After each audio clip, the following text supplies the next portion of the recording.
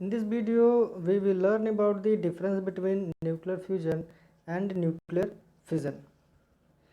तो अगर हम बेसिक डिफरेंस की बात करें इन दोनों में, ठीक है, अगर डिफिनीशन इनकी जाने तो न्यूक्लियर फ्यूजन क्या होता है, न्यूक्लियर फिजन क्या होता है। ठीक है, बेसिक डिफरेंस ये है कि अगर न्यूक्लियर फ्यूजन की अगर हम डिफिनीशन की बात करें तो कोई भी स्मॉल एलिमेंट, ठीक है, कोई भी दो या दो से स्मॉल एलिमेंट्स को जोड़ के क्या करते हैं, एक बिगर एलिमेंट बनाते हैं। ठीक है, कोई भी स्मॉल एलिमेंट को जोड़ के एक बिगर एलिमेंट बनाते हैं। फिर क्या है, ये बिगर एलिमेंट जो है फर्दर बाद में जो उसको हम क्या करते हैं, डिवाइड करते हैं। ठीक है, खैर अभी जानिए कि डिफिनीशन ये कहता है कि हम इसमें कोई भी दो या दो से अधिक या दो ही जो है आइसोटोप्स वगैरह को यूज करके एक हम लार्ज जो है न्यूक्लियस या एटम हम फॉर्म करते हैं। ठीक है, फिजन क्या है, न्यूक्लियर फिजन। न्यूक्लियर फिजन में कोई भी लार्ज मास है, ठीक है, कोई भी मैसिव मास है, ठीक है, अब उसको क्या है हम स्प्लिट करते हैं स्मॉलर पार्ट में, ठीक है, छोटे छोटे पार्ट में स्प्लिट करते हैं, तो वो क्या है, न्यूक्लियर फिजन। ठीक है, अगर बात करें एनर्जी रिक्वायरमेंट की, ठीक है, न्यूक्लियर फिजन में और न्यूक्लियर फ्यूजन में, तो न्यूक्लियर फ्यूजन में क्या था, आप छोटे छोटे मॉलिक्यूल को लेके आप एक बिगर मॉलिक्यूल बना रहे थे। ठीक है, तो अब बिगर मॉलिक्यूल बनाने के मतलब है नहीं, हमको क्या एनर्जी चाहिए। ठीक है, न्यूक्लियर फ्यूजन और फ्यूजन से क्या हमको एनर्जी चाहिए। ठीक है, ये प्रोसेस है एनर्जी को फाइंड आउट करने के लिए। ठीक है, तो अब ये जो बिगर मास जो आपका बना है, ठीक है, इसको ब्रेक डाउन करने के लिए भी क्या है, आपको हाई अमाउंट में जो है एनर्जी चाहिए। ठीक है, तो न्यूक्लियर फ्यूजन में क्या है, आप जो है बहुत मैसिव अमाउंट में एनर्जी जो है आप इसमें लगाते हैं, तब जाके ब्रेक डाउन होता है। न्यूक्लियर फ्यूजन में क्या है कि ऑलरेडी जो बिगर पार्ट है, बिगर एलिमेंट है, ठीक है, जैसे यूरेनियम यूज करते हैं, यूरेनियम, ठीक है, 236, तो उसको स्मॉलर पार्टिकल में हम तोड़ते हैं। ठीक है, तो तोड़ने के लिए भी क्या है, इसमें भी हमको एक एनर्जी की रिक्वायरमेंट होती है, लेकिन as compare to nuclear fusion, ठीक है, ये एनर्जी कम होती है। ठीक है, और अगर हम बात करें कि नेचर में एग्जिस्ट करने की, ठीक है, तो न्यूक्लियर फ्यूजन अर्थ पे बहुत ही रेयरली जो है घटित होता है प्रकृति में। नेचर में अगर हम बात करें तो नेचर में न्यूक्लियर फ्यूजन बहुत ही कम मात्रा में, या फिर कह लीजिए नहीं है, नेग्लिजिबल है। ठीक है, हम सिर्फ अर्थ के बारे में बात कर रहे हैं। ठीक है, अगर आप आउटर स्पेस में जाएंगे तो आपका जो सोलर सिस्टम है, ठीक है, और उससे एसोसिएटेड और भी बहुत दूर जो कई प्रकाश वर्ष दूर जो तारे हैं, स्टार्स हैं, ठीक है, वो सभी क्या हैं, वो सभी जो है हाइड्रोजन पावर पे वर्क कर रहे हैं, यानी न्यूक्लियर फ्यूजन पे वर्क कर रहे हैं। ठीक है, उनमें जो फ्यूल है हाइड्रोजन और हीलियम है, जो लगातार क्या है उसमें भी बॉम्बार्डमेंट हो रहा है, जिससे बहुत ही इनॉर्मस अमाउंट में जो है आप जो है एनर्जी को जो है आपके पास पहुंचता है, आप देखते हैं। ठीक है, तो न्यूक्लियर फ्यूजन क्या है, आउटर स्पेस में तो घटित होता है, लेकिन नेचुरली आप इसको नहीं पाते हैं कहीं भी। ठीक है, नेचुरली में अर्थ पे नहीं होता है। अर्थ पे अगर हम बात करें तो न्यूक्लियर फ्यूजन जो है ये जो है एबंडेंट है, ये जो है आपको मिलता है, क्योंकि जो यूरेनियम है, ठीक है, यूरेनियम का है, उसको हम न्यूक्लियर फ्यूजन में इस्तेमाल करते हैं, इस प्रोसेस में यूज़ करते हैं। ठीक है, तो न्यूक्लियर फ्यूजन में क्या है कि आप कोई भी लार्ज मास को लेंगे, ठीक है, लार्ज मास को लेंगे, इसको जो है एनर्जी देके आप इसको ब्रेक डाउन करेंगे, स्मॉल पार्ट में वो टूटेगा।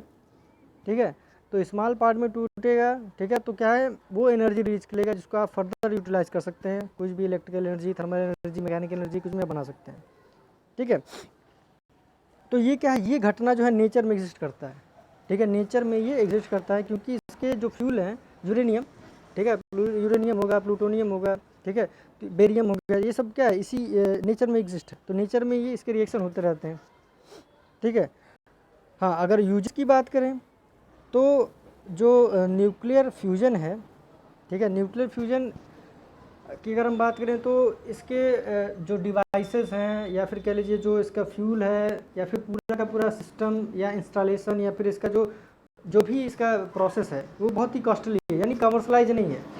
ठीक है, मतलब है तो ठीक है, हमारे पास प्रोसेस है, इक्विपमेंट वगैरह सब कुछ है, लेकिन क्या है इतना एबंडेंट नहीं है हमारे पास कि इसको हम कमर्शलाइज कर सकें। ठीक है, इसके एनर्जी को ईजिली हम अवेलेबल करा सकें।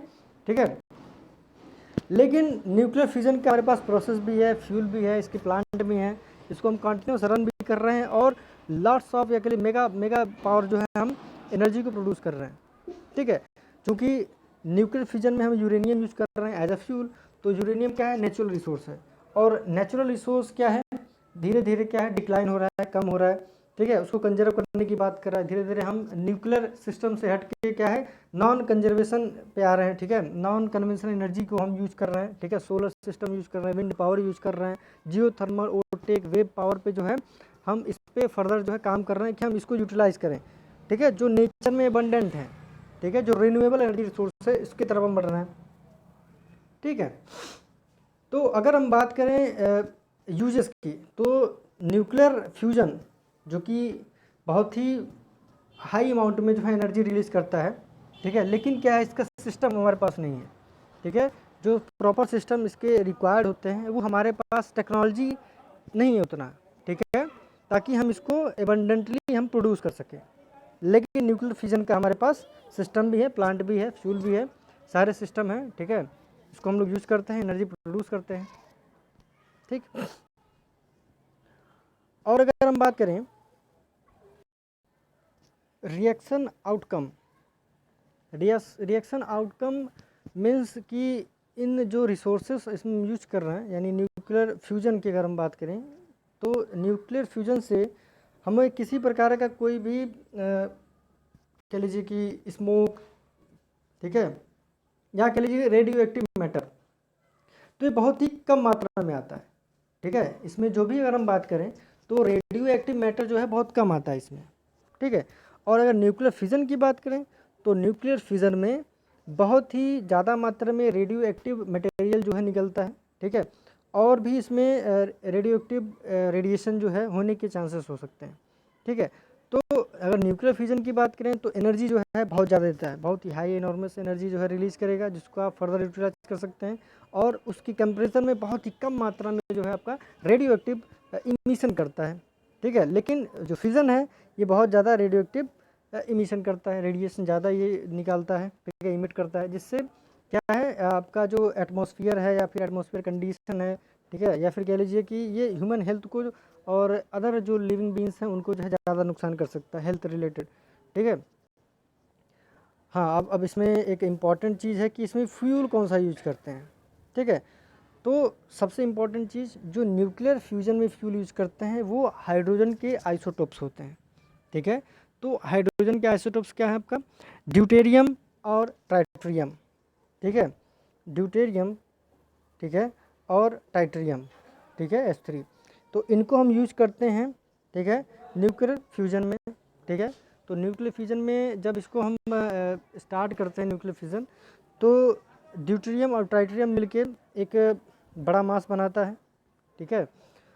फिर ये चूँकि दोनों देखिए जो आपका ड्यूटेरियम और ट्राइटेरियम है ये ऑलरेडी क्या है, अनस्टेबल होते हैं, ठीक है। कंबाइन होने के बाद जब बड़ा एलिमेंट ये फॉर्म करेंगे, ठीक है, तो वो भी जो हाईली आपका अनस्टेबल होता है, ठीक है। अब चूँकि हाईली अनस्टेबल होने के कारण क्या है, ये तुरंत ब्रेक डाउन होंगे, ठीक है। तो ब्रेक डाउन होने के बाद क्या होता है आपका अल्फा डीके होता है, ठीक है। जब ये ड्यूटेरियम ट्राइटेरियम जो है मिलके कोई लार्ज जो है आपका मैसिव एटम बना रहा है, ठीक है, तो ये तुरंत जो है डीके होता है, ठीक है, अल्फा डीके। तो अल्फा डीके होगा तो एक जो है आपका न्यूट्रॉन निकाल देगा, ठीक है, और अल्फा डीके कर देगा, ठीक है, और आपका कुछ अमाउंट में जो है आपकी एनर्जी जो है रिलीज़ करता है, ठीक है। तो ये आपका पूरा कह लीजिए अगर हम न्यूक्लियर फ्यूजन की बात करें तो न्यूक्लियर फ्यूजन में आप हाइड्रोजन के आइसोटोप्स जो है यूज करते हैं, ठीक है, ठीक है। तो न्यूक्लियर फ्यूजन में एक बार फिर से डिस्कस कर लेते हैं। न्यूक्लियर फ्यूजन में क्या होता है कि आप जो है ड्यूटेरियम टाइटेरियम लेते हैं, ठीक, न्यूक्लियस फॉर्म करता है, ठीक है, न्यूक्लियस फॉर्म करने के बाद जो है आपका अल्फा पार्टिकल इमिट करेगा और न्यूट्रॉन इमिट करेगा, ठीक है। तो जो आपका न्यूट्रॉन निकलता है वो लगभग 14.1 मिलियन मिलियन नहीं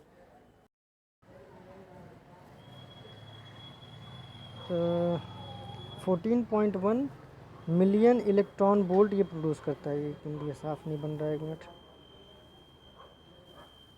ठीक है। जो अल्फ़ा पार्टिकल निकलेगा उसमें 3.4 मिलियन इलेक्ट्रॉन वोल्ट का जो है पार्टिकल इमिट करेगा, और जो न्यूट्रॉन निकलेगा वो आपका 14.1 मिलियन इलेक्ट्रॉन वोल्ट इमिट करेगा। ठीक है। और अगर हम न्यूक्लियर फिज़न की बात करें तो न्यूक्लियर फिज़न में आपका चेन रिएक्शन है। ठीक है। तो चेन रिएक्शन में क्या है आपका, आप यूरेनियम जो है 238 ले लीजिए, चाहे 236 ले लीजिए। ठीक है, सॉरी 236।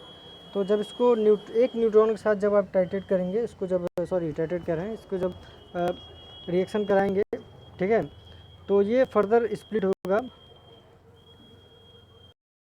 ये बेरियम और क्रिप्टन में टूटेगा। चलिए इसको समझने के लिए जो है एक फिगर को ले लेते हैं। ठीक है, तब वो जो है अच्छे समझ में आएगा। देखिए ये फिगर में आप देख सकते हैं न्यूक्लियर फिजन का जो चेन रिएक्शन है वो क्या हो रहा है। पहले जो है आपका यूरेनियम है, यूरेनियम 236। ठीक है, जो यूरेनियम आपका 236 है, ठीक, वो क्या है, फर्दर देखिए फर्दर जो है स्प्लिट हो रहा है एक न्यूट्रॉन से टाइट्रेट करके। तो क्या किस में बन रहा है, बेरियम और क्रिप्टॉन में। ठीक, तो बेरियम क्रिप्टॉन में टूटने के बाद क्या हुआ, फर्दर जो है फिर से वो यूरेनियम और यूरेनियम 236 और जो है 2 यूरेनियम के पार्ट में टूटा। ठीक है, फिर उसके बाद जो है फर्दर जो है मतलब जो यूरेनियम पहले टाइट्रेट किया, ठीक है, रिएक्शन किया न्यूट्रॉन के साथ, एक न्यूट्रॉन के साथ, तो बेरियम और क्रिप्टॉन में टूटा, साथ में 3 न्यूट्रॉन जो आपके इमिट किए। ठीक, फिर अब क्या हुआ, फिर से फर्दर जो है उसमें किसमें चेंज हुआ, वो यूरेनियम में। उसके बाद यूरेनियम के साथ जो तीनों निकले थे जो न्यूट्रॉन, ठीक है, वो इसके साथ रिएक्शन किए, तो आपका सीजियम, रुबिडियम, स्ट्रॉन्शियम, जीनॉन वगैरह पार्ट में ब्रेक डाउन हुआ।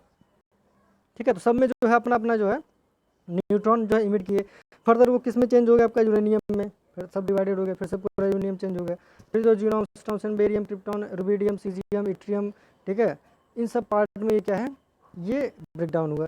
तो ऐसे फर्दर के चेन रिएक्शन जो चलता रहता है कंटिन्यूस। ठीक है, और ये सारा जो है कंटिन्यूस एनर्जी जो है वो प्रोड्यूस करता रहता है। ठीक है, तो इस प्रोसेस में क्या है, इसमें हम यूरेनियम यूज कर रहे हैं। ठीक है, यूरेनियम, प्लूटोनियम, थोरियम वगैरह हम यूज कर रहे हैं। ठीक है, तो अगर इनॉर्मस एनर्जी की अगर बात आती है, ठीक है, ह्यूज क्वांटिटी में एनर्जी आपको चाहिए, तो न्यूक्लियर फ्यूजन ही आपके पास एक ऑप्शन बचता है। ठीक है, जो कि हाईली कैपेबल होता है न्यूक्लियर फिजन से। ठीक है, यूरेनियम से हाईली कैपेबल होता है हाइड्रोजन पावर। लेकिन क्या है, हाइड्रोजन पावर में प्रॉब्लम ये है कि हमारे पास टेक्नोलॉजी नहीं है। ठीक है, टेक्नोलॉजी है तो कॉमर्शलाइज नहीं है। ठीक है, और हमारे पास एबंडेंट हाइड्रोजन सिस्टम नहीं है। ठीक है, तो इसीलिए क्या है, हमारे पास अभी टेक्नोलॉजी की बात करें तो न्यूक्लियर फ्यूजन के बारे में, तो न्यूक्लियर फ्यूजन की टेक्नोलॉजी अपने पास है, फ्यूल भी अवेलेबल है। ठीक है, यूरेनियम, तो उसको हम फर्दर यूज़ करके जो है एनर्जी हम बना रहे हैं। ठीक है, तो ये रहा बेसिक डिफरेंस न्यूक्लियर फ्यूजन और फिजन का। ठीक है, न्यूक्लियर फिजन और फिजन का, तो न्यूक्लियर अगर नेचर की एग्जिस्ट में बात करें तो नेचर में क्या एग्जिस्ट करता है, न्यूक्लियर फिजन। ठीक है, न्यूक्लियर फिजन क्या है, नेचर में एग्जिस्ट करता है। और न्यूक्लियर फ्यूजन क्या है, नेचर में मतलब अर्थ पे तो खैर नहीं, ठीक है, लेकिन आउटर स्पेस पे क्या है, आउटर स्पेस में ये एग्जिस्ट करता है न्यूक्लियर फ्यूजन, यानी सोलर सिस्टम में।